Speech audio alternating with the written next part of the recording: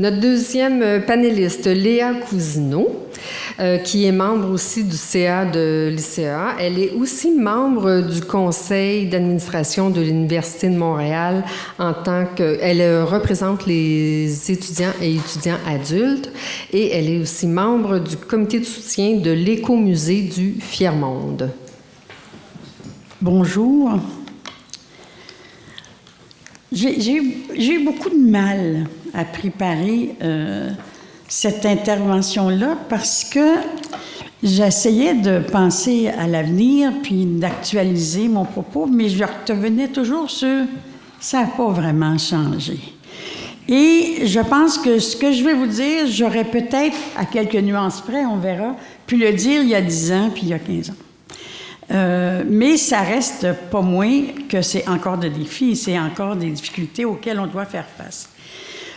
Un petit rappel pour ceux qui me connaissent moins de mon passage en éducation des adultes. Moi, j'ai eu un cheminement un petit peu particulier, mais disons que j'ai surtout été dans ce qu'on appelait le domaine informel. J'ai jamais été enseignante et j'ai jamais donné de cours en éducation des adultes. Mais j'étais au Collège de Rosemont responsable du programme de retour au travail et aux études pour les femmes, donc une intervention d'animation et de soutien aux femmes qui revenaient aux études. J'ai été au protocole UQAM Relais Femmes à l'UQAM, au service aux collectivités, donc essentiellement formation et éducation, puisque c'est encore la fonction principale de Relais Femmes. Et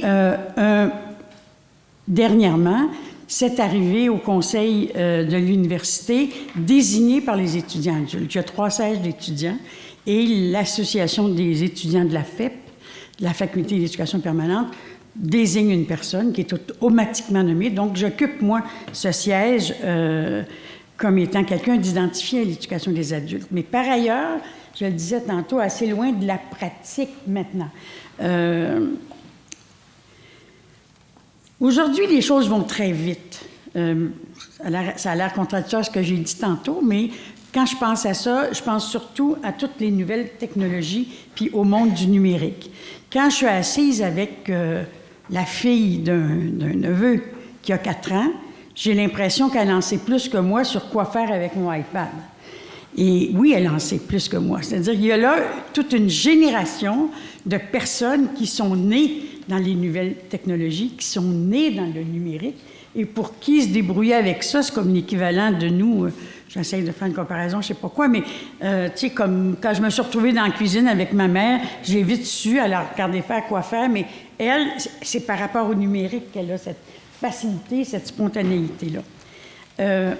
Alors, donc, ces changements, cette dimension-là de la définition de notre vie d'aujourd'hui, puis ça change rapidement, que ça va être dans 1 an, 2 ans, 3 ans. J'aurai de la misère à essayer de deviner ça. Donc, le monde du travail est le premier touché par tous ces changements-là. Et les employeurs n'ont pas le choix de former et d'adapter leur main-d'œuvre. Mais au-delà de l'apprentissage du comment utiliser telle machine ou tel appareil, il y a la préoccupation d'adaptation. Ces changements-là, par rapport aux personnes, ça insécurise et ça donne facilement un sentiment d'incompétence. Et quand on se préoccupe de la formation des travailleurs, des travailleuses, je pense qu'il faut avoir aussi cette dimension-là en tête. Les syndicats et leurs services d'éducation particulièrement, je pense que doivent se préoccuper de cette dimension-là et pas juste de la formation à l'emploi strictement, mais toutes les conditions d'adaptation aux changements et aux révolutions technologiques. C'est sûr que la formation à l'emploi, c'est d'abord axé sur la formation liée à l'emploi, mais il ne faut pas perdre de vue aussi toute la formation de base. C'était déjà des préoccupations qu'on avait il y a longtemps, mais encore aujourd'hui, souvent les employeurs, ou même Emploi Québec parfois, sont surtout concernés par la formation dite professionnelle, formation liée à l'emploi. Mais les gens qui ont des trous préalables à cette formation-là, de la pure formation de base, de la francisation, apprentissage du français, des mathématiques, c'est aussi important et ça passe souvent au second plan où c'est comme ignoré et ça a pour effet d'éloigner d'une formation plus spécialisée des gens qui normalement devraient y avoir droit. Donc, je trouve que ça reste une préoccupation majeure et je mets là-dedans aussi, bien sûr, tout ce qui est alpha. Il faut se rappeler, c'est intéressant de voir comment l'alpha, bien sûr, c'est prioritaire. Ça fait longtemps qu'on dit ça, mais quand on regarde les sommes que le gouvernement investit en alphabétisation, la majorité des sommes qu'il investit, c'est dans ses propres programmes, donc les programmes formels. On parle autour de 70 % d'enveloppe, alors que les groupes communautaires, qui, quant à moi, sont peut-être des acteurs les plus importants dans l'alpha, je ne veux pas éliminer la fonction de l'école ou gouvernementale, mais les groupes ne reçoivent que 30 % de l'ensemble de l'enveloppe, si mes informations sont justes. Donc, il y a un déséquilibre, je trouve. Et je ne veux pas nécessairement qu'on partage la même somme, qu'on augmente les sommes pour augmenter la partie du communautaire. Moi, j'ai toujours été un peu... je veux revenir sur des éléments, des réflexions que je n'ai jamais poussées jusqu'au bout et qui sont importantes. C'est quoi un adulte? À partir du moment où on a défini l'âge de 16 ans comme étant la fin de l'obligation scolaire, etc., on a vu une transformation profonde des gens qui fréquentaient l'éducation des adultes, parce que toute personne qui s'adaptait mal au système de base, à l'école, se retrouvait passer à l'éducation des adultes, et on a vu les classes d'éducation des adultes se transformer totalement et devenir des rescapés du système de formation de base, alors que c'est le système de formation de base qui aurait dû s'adapter à ces jeunes-là, il me semble. Je ne sais pas où ça en est maintenant. Je n'ai pas cette connaissance pointue. J'espère que ça s'est amélioré. Mais il y avait là un problème qui, moi, m'avait toujours beaucoup chicoté à l'époque. Et je trouvais que c'est les adultes, ce que j'appelais les vrais adultes, c'est pas tout à fait juste non plus, qui perdaient au change. C'est quelque chose quand tu as 30 ans, 35 ans, 25 ans, te retrouver à majorité avec un groupe de gens de 16, 17, 18 ans. Donc, il y a toute cette préoccupation-là qui demeure importante. Il y a toute une problématique bien actuelle, c'est les nouveaux arrivants. Et ça, on n'a pas fini. L'arrivée de gens venant de l'extérieur, ça va augmenter. L'immigration va augmenter.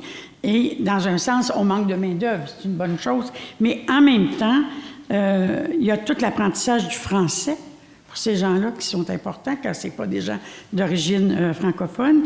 Et donc, toute la question des passerelles et de la reconnaissance des acquis demeure importante pour qu'on puisse offrir à ces gens-là la formation dont ils ont vraiment besoin et non pas des rattrapages inutiles. Et ça, ça demeure toujours vrai, j'en suis convaincue. Un petit mot rapidement sur le financement de l'éducation des adultes.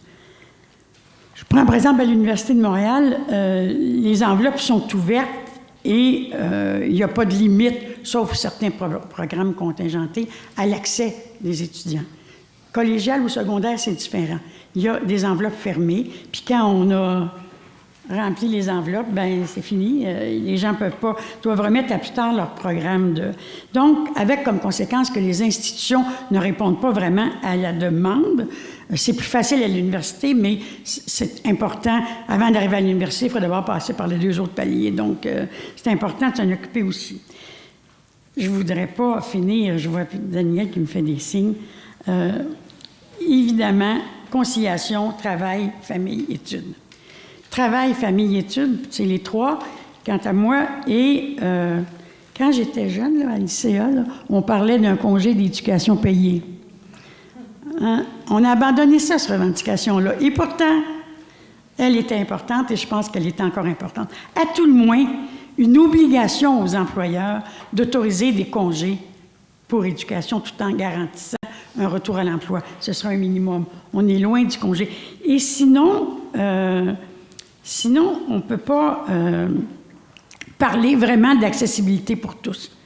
Il faut beaucoup de flexibilité dans ces mécanismes-là. J'aurais voulu vous parler plus longuement de la situation particulière des femmes là-dedans. Ça a été l'objet principal de mon travail. Remarquez, ce qu'on dit pour l'ensemble des étudiants vaut aussi pour les femmes, mais C'est étrange au Québec parce que le taux de scolarisation des femmes a longtemps été plus élevé que celui des hommes de façon générale. Mais pour autant, un vrai retour aux études, c'est-à-dire pousser à bout la formation, aller au bout d'un cycle de formation professionnelle était beaucoup plus difficile pour les femmes. C'est pas pour rien qu'on a créé ces programmes de retour au travail, retour aux études. Parce que cet arrêt pour la maternité, pour le rester à la maison quelque temps, rendait les femmes comme complètement perdues dans leur retour aux études. C'est encore vrai pour une portion des femmes. Il y a beaucoup plus de femmes qui travaillent, Paula le soulignait tantôt, mais il y en a encore qui se confinent à leur conciliation, justement, travail-famille, puis qui n'arrivent pas à être capables d'intégrer toute la réalité dynamique du monde du travail puis du monde en général. Donc, il faut vraiment toujours, je pense, réfléchir tous les programmes de formation en se disant, il n'y a pas un être générique qui va se présenter, mais il y a des hommes, il y a des femmes, il y a des nouveaux arrivants, il y a des jeunes, il y a des moins jeunes, et penser tous nos programmes en fonction de la variation importante de clientèle. J'arrêterai là, puis on va poursuivre ensemble.